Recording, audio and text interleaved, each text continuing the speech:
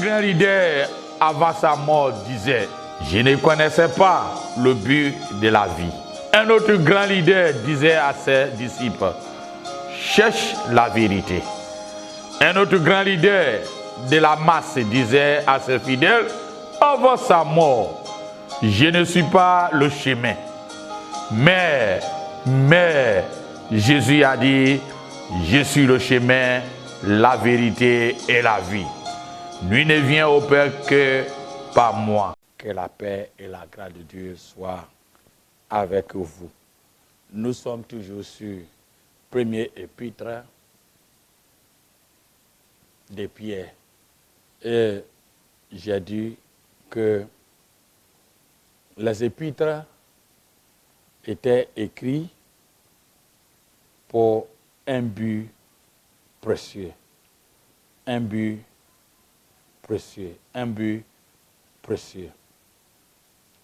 Apôtre Paul, comme j'ai dit le dimanche passé, continuait à prêcher l'évangile et à guérir au nom de Jésus à Jérusalem comme en Samarie. Il recevait également une vision et comprendra que le message de Jésus s'adresse à tous les hommes et non uniquement aux Juifs. Dans Actes chapitre 10, l'évangile n'est pas donné typiquement à un groupe de personnes, mais l'évangile était donné à tout le monde sans exception. Ceci me fait comprendre à ce que dans l'Ancien Testament, quand je lis et on voit la mission de Jonas à Ninive. Bon homme connaît, mais je vais continuer un peu. Jonas savait bien que Ninive et que tout le monde à son temps en Israël savait que Ninive, qui est la capitale d'Assyrie, était une ville atroce et qu'ils ont commis beaucoup d'atrocités. Ils font des sacrifices humains pour adorer les dieux de Moloch. Ils tuent les gens et ils enlèvent les peaux en le mettant comme les peaux des animaux au mur. Tellement d'atrocités que personne ne voulait que cette nation-là vive. C'est à ce moment-là, Dieu a dit à Jonas, va et prêcher les gens de Ninive qui répondent à leurs péchés. Je dis, mais Dieu, est-ce que Dieu n'a pas été trompé? Les gens qui nous commettent des atrocités, c'est comment en nos temps où nous sommes là, ceux qui ont vécu à des pays où il y a eu la rébellion, où ils ont égorgé leurs frères ou sœurs, maintenant, tu souhaites qu'il y ait un jugement. Et puis, à un moment donné, on dit non, il faut le pardonner. Il est malade, il faut lui donner comprimé pour que celui qui a tué ton papa, ta maman, aille la vie. Ce n'est pas tout à fait facile. Et quand nous voyons récemment au niveau de ce qui se passe, de la persécution en Syrie, où les Haïtiens sont égorgés, les chrétiens par-ci, par-là, et on te dit, dis à un d'eux que Jésus t'aime, qui va aller au ciel. Ce n'est pas facile. Donc, Jonas, quand Dieu lui a dit, va dire aux gens pour qu'ils repentent, il se repent, il dit non, mais pas question. Admettons ceux qui sont allumés, et si Dieu lui a dit d'aller vers Aniho, il prend la voie du Ghana. Celui qui est comme Accra, on dit non, viens vers Afrao, il prend la voie de Cape Coast. Celui qui est en Côte d'Ivoire, il est à Abidjan, on dit non, va voir des gens qui sont à, comment on appelle, à Korogo ou à Saint-Pedro, qui se répand et dit, il est à Abidjan, il prend la voie d'Abosso. Ou bien il prend la voie qui va à Agbovi. C'est sens inverse que Jonas a fait. Donc quand je me rappelle à ce que Pierre a dit ici, que l'évangile est fait, non pas uniquement aux Juifs, mais aussi pour les non-Juifs. Ce n'est pas aussi facile pour toi et moi, parce que nous sommes non-Juifs, on considère normal. Mais pour un Juif, il se dit, mais dis donc, c'est comme tu es à la maison et puis tu as une famille. Tu as une famille. Et tes enfants, chacun a sa place où il reste, où chacun, ainsi de suite. Un coup, un étranger vient dire non, prends cette place-là. Tu vois que les enfants voient ça d'une manière mal. Donc, Pierre nous a dit, cet évangile n'est pas uniquement pour les Juifs, mais pour toi et moi, non-Juifs. Et c'est même Pierre qui a initié en première annonce de l'évangile aux non-Juifs. Pierre s'arrêta par la foi de Hérode après que ce dernier avait tué Jean. Et il est celui qui était sorti et en prison. Pierre a subi beaucoup de traumatismes. Il a subi beaucoup de traumatismes. Mais dans toutes ces choses, il a pris aussi la soumission. Il a pris aussi la soumission. Pierre nous fait comprendre la soumission. Lorsque il nous parle dans son épître, premier épître, chapitre 2, verset 13 à 14 et verset 18, qui dit ceci. Soyez soumis à cause du Seigneur, à toute autorité établie parmi les hommes, soit au roi comme souverain, soit au gouverneur comme envoyé par lui pour punir les malfaiteurs et prouver les gens de bien. Serviteurs, soyez soumis en toute crainte à vos maîtres, non seulement à ceux qui sont bons et doux, mais aussi à ceux qui sont d'un caractère difficile. Et il parle aussi les femmes, soyez de même soumis à vos maris, afin que quelqu'un n'obéit point à la parole, soit donné sans parole à la conduite. Et il continue en disant, en voyant votre manière de vivre, chaste et réservée, ayant non cette apparue extérieure qui consiste dans des cheveux tressés et ornements, mais ou les habits qu'on revête, mais l'apparu à l'intérieur est caché dans le cœur la pureté incorruptible d'un esprit doux et paisible. Pierre plutôt, expliquait la soumission à nous tous. Lorsque il disait, soyez soumis aux autorités, je me suis dit, mais c'est la même période là où l'apôtre Paul était martyrisé, était en train de mourir. condamné à mort en martyr. Paul a dit, soyez soumis aux autorités. Et Pierre aussi savait que la condition où ils étaient n'était pas au bon fils. Il n'a pas parlé d'une manière fraternelle pour permettre que les gens sachent que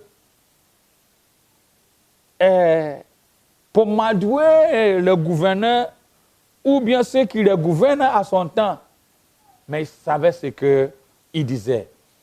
Il savait ce qu'il disait, que la revendication ne vient pas de l'homme.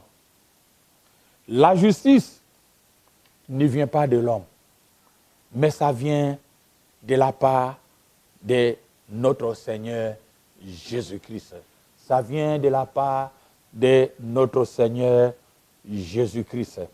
Parce que quand nous lisons la même persécution qu'ils ont traversée à nos jours, on pense que c'est des choses nouvelles.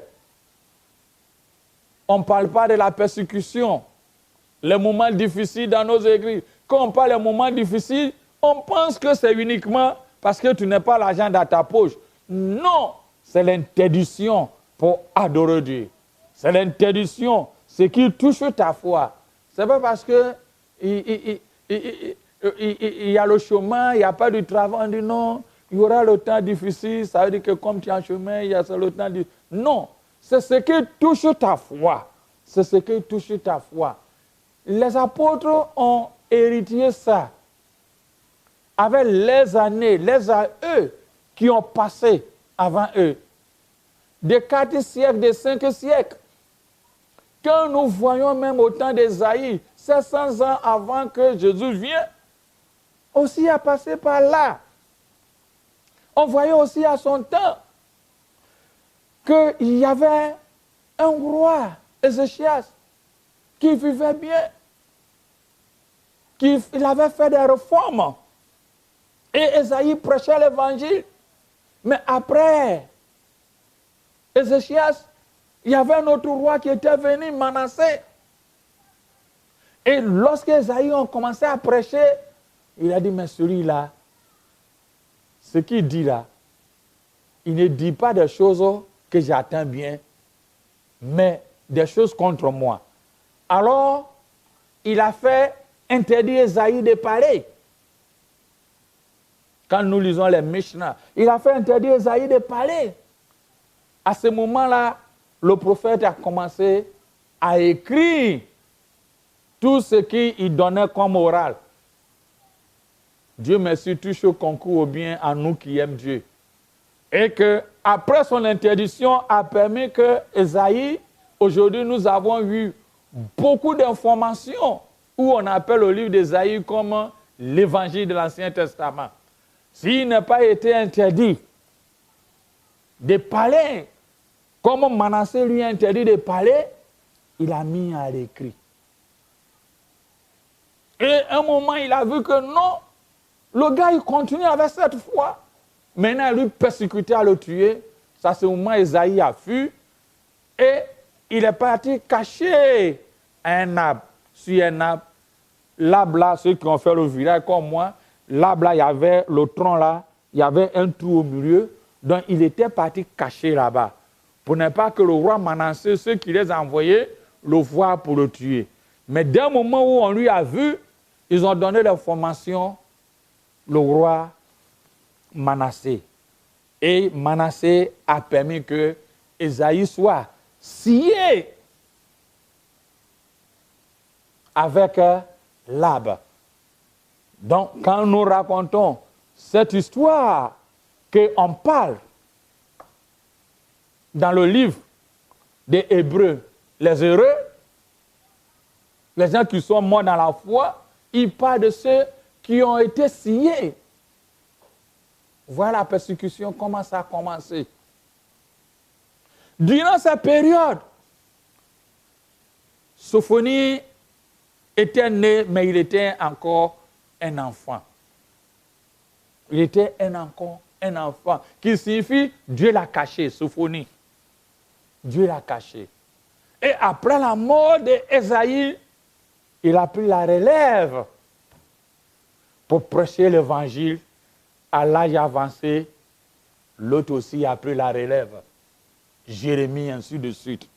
Mais c'est pour vous dire, ouvrir parenthèse, pour dire que la persécution ne date pas d'aujourd'hui, mais ça date à tous ceux qui ont mis leur foi en Christ, ont mis leur foi en Dieu, passent par ces moments difficiles, passent à ces moments difficiles. Même il revient au XXe siècle, à notre temps maintenant, dernières années, avant même la chute de l'Union soviétique et la Chine, par exemple, il y avait des grandes obscurités qui avaient planifié sur l'Église. Et il y a eu des persécutions des chrétiens qui ont fait des ravages. Il y avait un homme de Dieu qui s'appelle Samuel Lamb qui disait, un pasteur chinois, que avant que l'Église soit persécutée en Chine, les chrétiens se comptaient à peu près 700 membres, 900 membres. Avant que la Chine communiste persécutait les chrétiens, il n'y avait que 700 membres. Et ils avaient confisqué les églises, avaient confisqué beaucoup de choses. Mais durant maintenant, quand la liberté et les choses ont évolué doucement, de 900 membres, actuellement, l'Église compte de 2000 membres.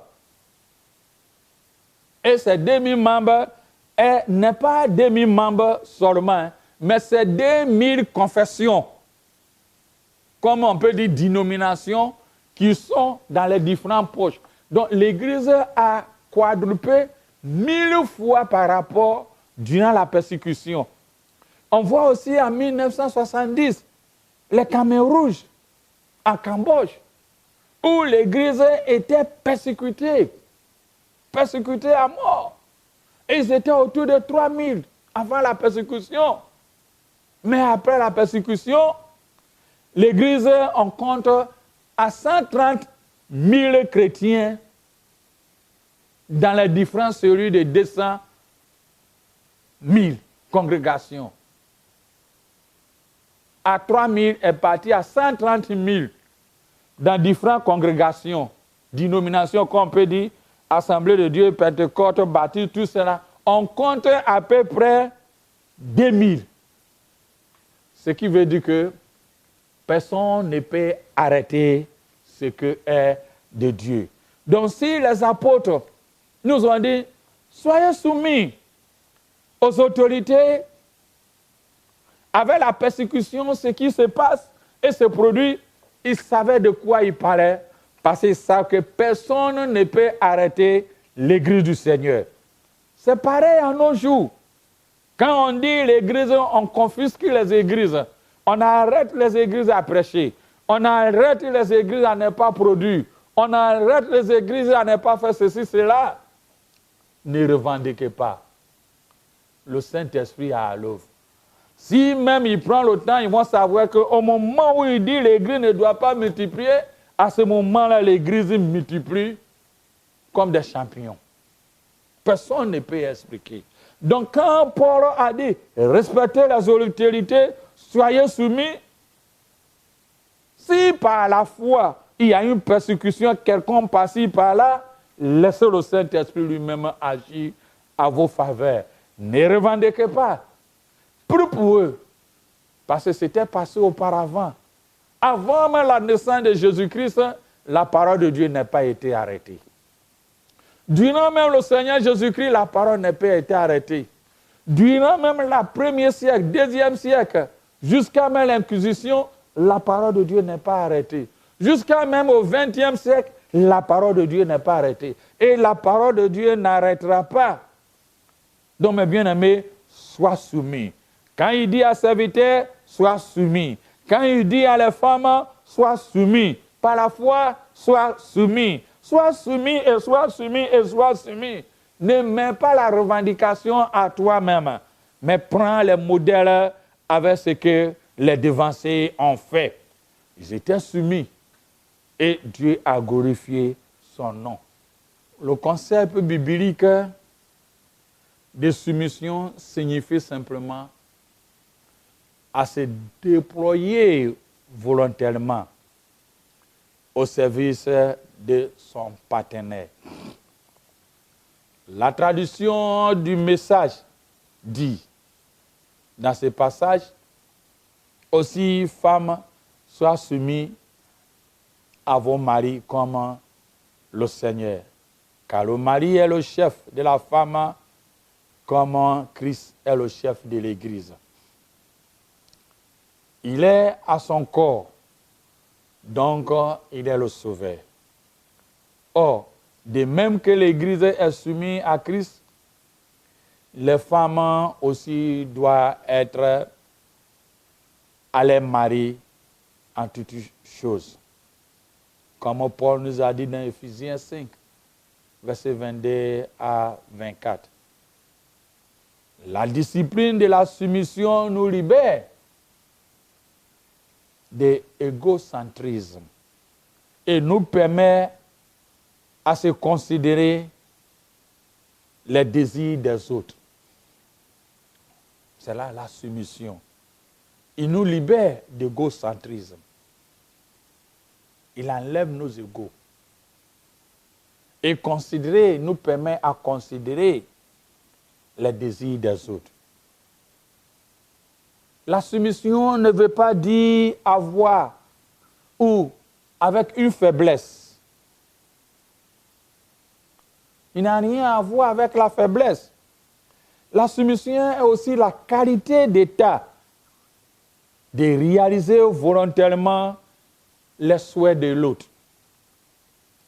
La soumission signifie que vous cédez le contrôle de la manière claire. Cela peut avoir des conséquences négatives ou positives.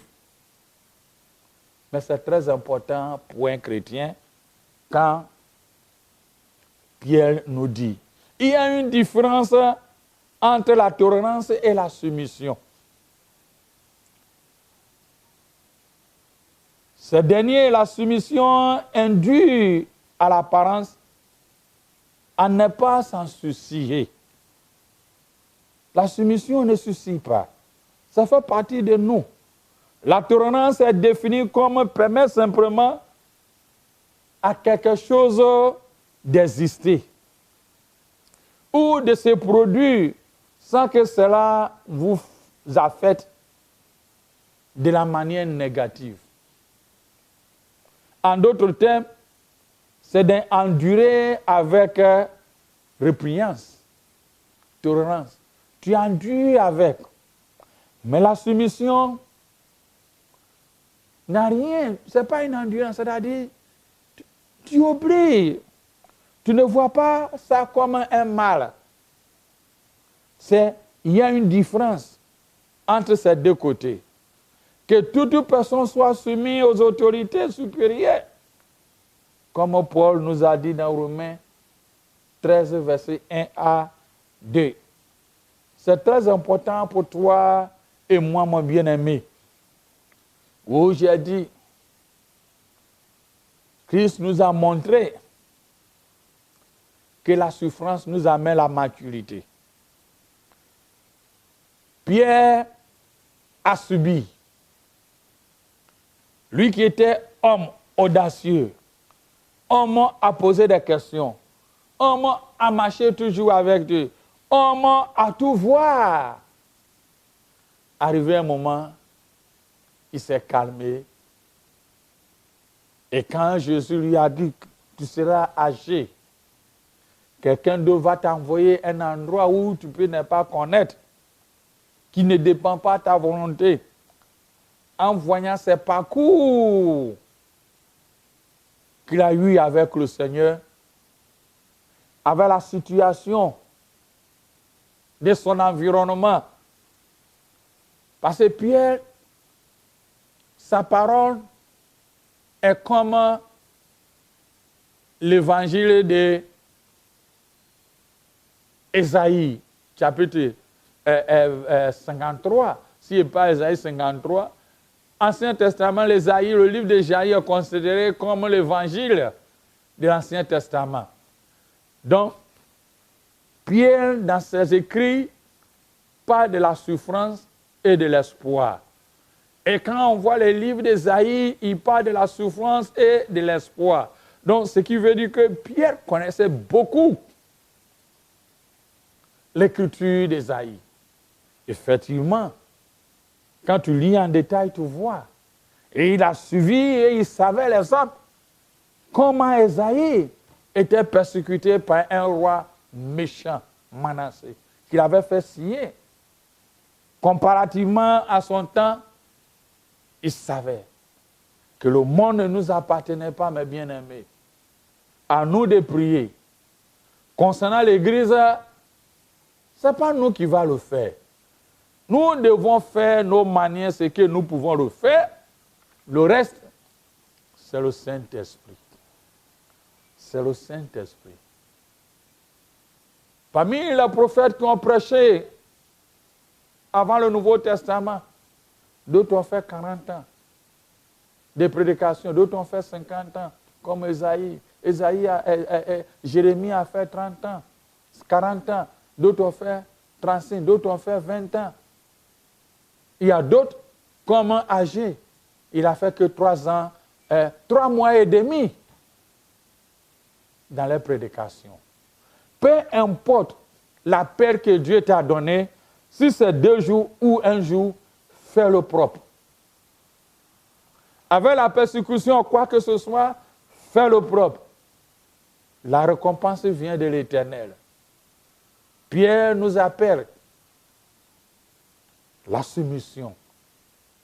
Si Christ a d'avenir, dimanche prochain, nous allons aborder 2e épître.